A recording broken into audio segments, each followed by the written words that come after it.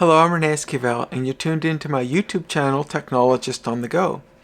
Now, an end user came up to me recently stating that there was this odd problem with their keyboard and mouse, and it's the standard Logitech. I think it's the MK270. It's the non-unifying keyboard and mouse combo, and that if they plug the dongle into the docking station, a Lenovo docking station, it would work for like a day or two, and then it would stop working.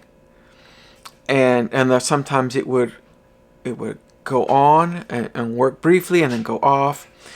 And but if they plugged the same dongle into a USB port on the laptop, then it was fine, always fine. And they were perplexed about that, but they didn't want to operate that way because they don't want to take that dongle with them when they remove the laptop and do remote work. They don't want to lose it. And so I chased down, whether it was the Thunderbolt cable, the docking station, switched them out. Everything seemed to work good for about a day, and then the same problem would return.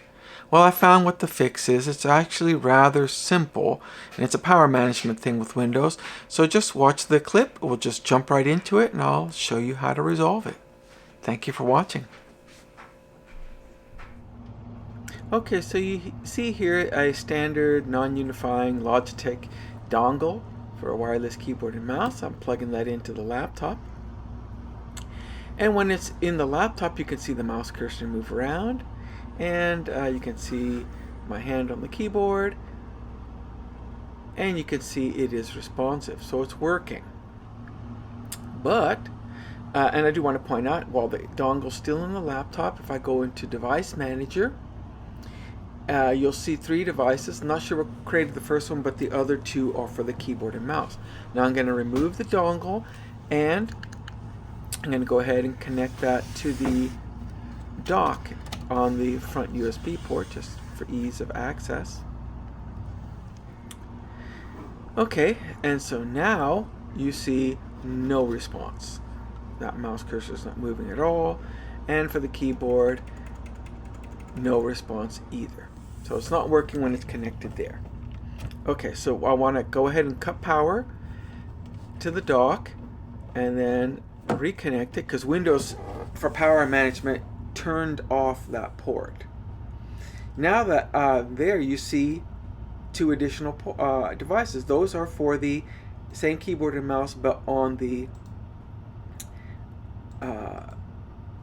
dock. And I'm going to go ahead into properties for each of those devices, go to power management, and uncheck allow the computer to turn that device off. And that's it. That will take care of it.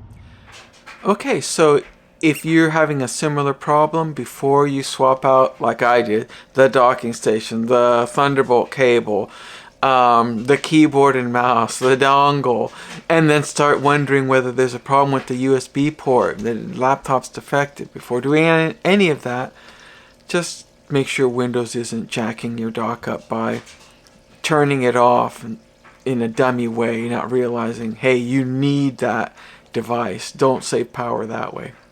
Thank you for watching.